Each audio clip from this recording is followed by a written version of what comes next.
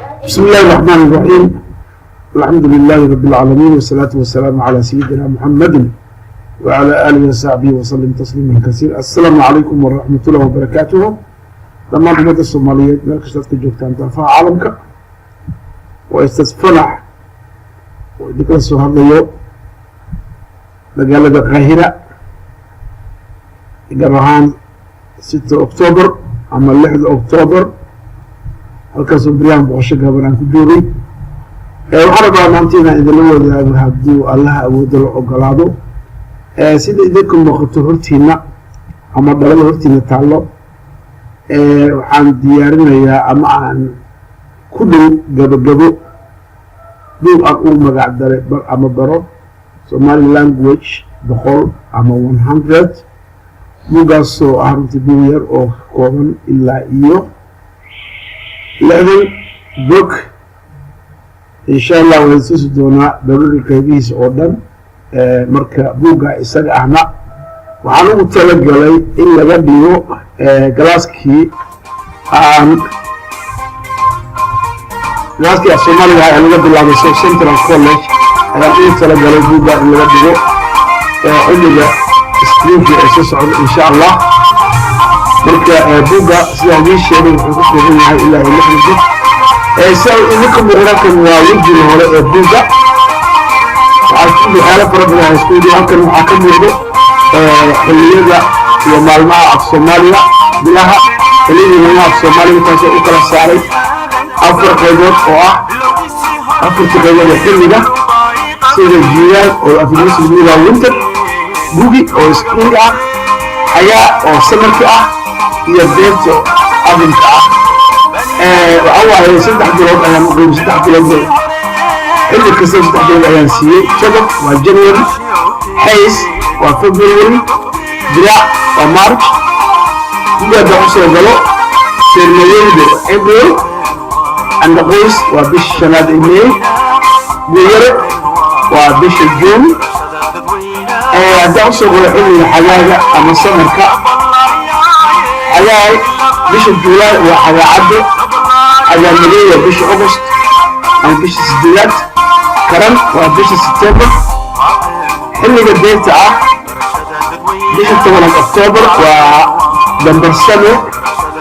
bisha 10 oo November oo ah midda aan ku jirno waa deer halaalid ayaan ilahaa bisha December soo socoto waxaa la yiraahdaa dalaalo bisha 12 intaasi waa xilliyadii iyo bilihii halkan waxaan u gudbayaa maalmaha af Soomaaliga sida sabti ama sardi oo af Carabi sardi af Ingiriisi Soomaaliga waxaa waa sirriye koobin lamin natook koodaa hakiso waxaan ku dhiirigelin ummadda Soomaaliyeed sida aan marar badan xusay inay adeegsadaan bilaha iyo maalmaha af Soomaaliga waayo afkaad u helayso waxa waaye afkaad ku qaaday dhaqankaad ku qaaday waaye marka waxaan marlabaad ugu dhiirigelinayaa inaad adeegsataan bilaha iyo maalmaha af Soomaaliga si aad u helayso afkaad helayso halkan waxaa ka muuqdo geel oo ah runtii astaanta Soomaaliga lagu sababana ama oo dhaqan xoolaha Soomaaliga dhaqato xoolaha loo jecel yahay halkan dadkii jiro gaajadu kareey waa waxa midkeena u gaar ah ee lagula gartaa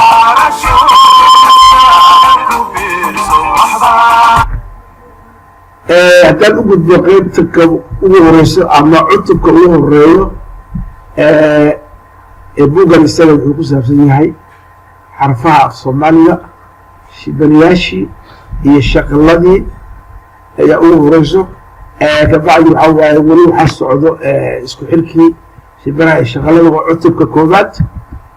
weli waxaa socdo cutubkii koobaad ama jabtarka koobaad waxaan u imid cutubka labaad ama jabtarka labaad oo ah ku dhawaaqida xarfaha af Soomaaliga ama isku xirka shaqal iyo shibane fikris waxa lagu yiraahdaa consonant iyo vowels isku xirna sida bab baab bed bed bib biib bob boob bub buub waa cutubka labaad isla waxaan kusoo jirnaa cutubka labaad oo ah isku xirka shibane iyo shaqal cutubka saddexaad ama chapter 3 waxaa ku hadalkani erayo iyo sawiro oo runtii qofka markuu aqriyaba hore uu ka fahmaya macnaha erayga oon u baahnayn in loo sharaxo weli waxaa socdo cutubkii saddexaad waxaan soo qaatay xarfihii shibanayaasha iyo shaqaladii oo dhan ayaan soo qaatay oo xaraf kasta waxaan ka soo qaatay 3 tusaale ama 3 sawir ayaan ka soo qaatay saa ujeedaan waa fa ra ka la ma na wa ha ya waa shaqaladii kii gaabnaa iyo kii dheeraa a e i o iyo u kan waxaan ugu talagalay waa laylis ama waxaa afka qalaad ugu yidhaha homework ama waajib taasoo ah runtii ku saabsan cashirkii cutubka saddexaad aan kusoo qaadanay meesha waxay ku leedahay raac tusaha sida u jeedid tusaha raac kadibna waxaa waaye waxaa isku aadisaa sawirka iyo ereyga ama qoraalka ah ku aadi adoo adeegsanayo xariiq marka runtii waxaa taasi waxay keenaysaa in ardaygi uu fahmay isku aadinta magaca iyo sawirka oo runtii ah wax aad iyo aad muhiim u ah layliskii ayaa socda weli waa layliskii socda weli tan waa laylis kaleento oo sawir aan lahayn oo ah akhris ama ku tababarasho erayadan in la akriyo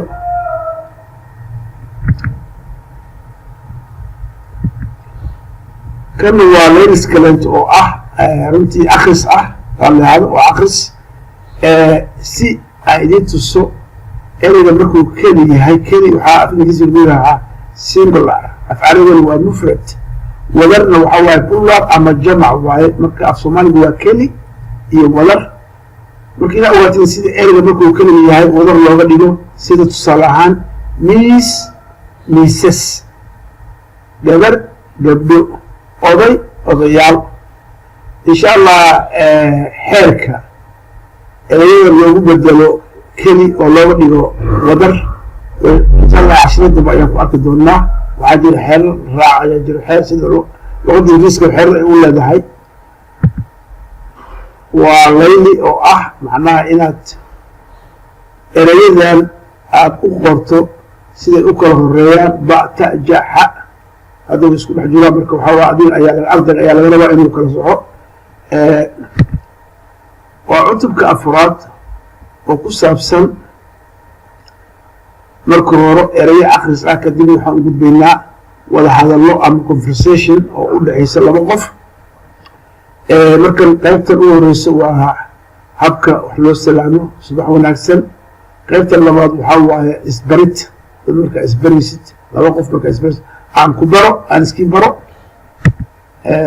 weli waxaa socdo qaybtii wada hadallada markan waa qayb hadallada ku saabsan codsasho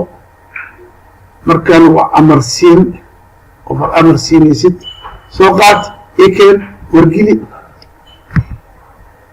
tan waxaa waaye waa raaligelin waxaa lagu yidhaha apologizing luqadda afka ingiriisiga okay jabtarka shanaad wuxuu ka kooban yahay weli waxaa socda waa hadaladii laakiinse kan waxoogaa wuu ka qoto dheer yahay waa lixaad iyo shanaad iyo lixaad laba jabtar oo isku xiran waa labada cutub isku xiran weli waxaa socdo cutubka shanaad iyo lixaad wada hadaladii cutubka toddobaad waxaa usoo galnay sheekooyinkii sheeko soomaaliga ahaa gaas ahaan sheekooyinkii caruurta lagu madaalin jiray oo loo sheegi jiray sheekada ugu horeysa waa e iyo hooskiisa sheekada labaad waxaa waaye waa 3 nin iyo 3 libaax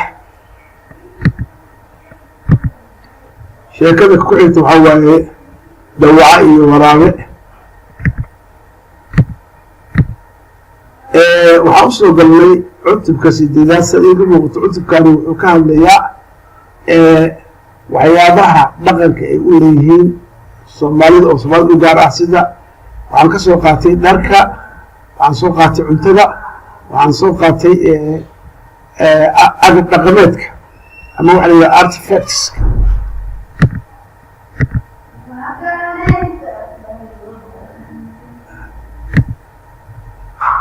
cutubka sagaalaad waxaan ku baranaynaa tirada waxaa la yidhaha koo iyo koobaale ayaan ku baranaa cutubkan tirada ayuu xiran yahay iyo tirooyinka loo adeegsado waa ujeedintan waxaa waaye waa jimjirkii waa fraction waxaa lagu yidhaha afingirisiga cutubka tobanaad waxaan ku salaysan yahay naxwaha af soomaaliga marka waxaan soo qaadan doonaa sagaalka qaybood ka soo qaadanayna insha allah waxaan ka hadli doonaa dhowr qaybood oo aasaasiga sida magac iyo magacyaal iyo falka waxaan soo qaatay magacyaal oo pronoun ah falki oo verbka ah iyo siday isku bedbedelaan macnaha verbka changes of the verb or the tense weli waxaan kaloo kusoo qaatay qodobadii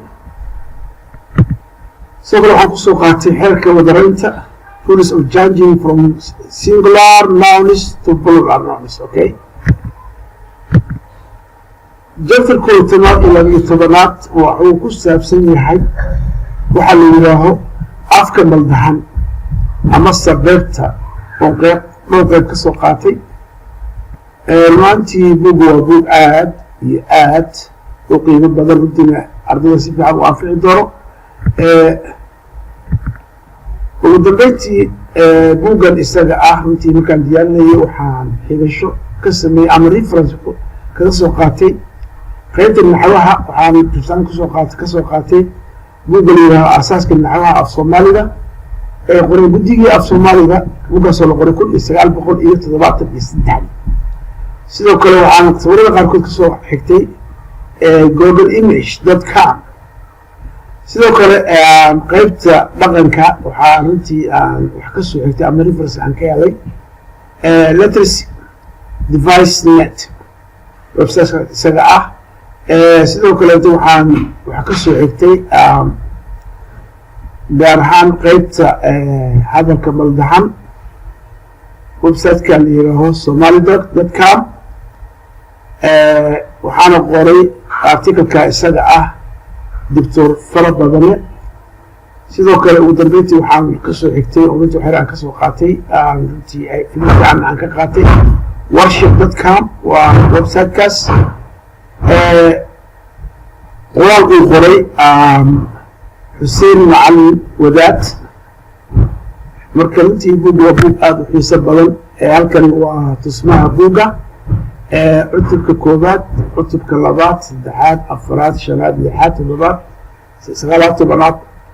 marka waa marlabaad waa ustaad farxan leh wassalaamu calaykum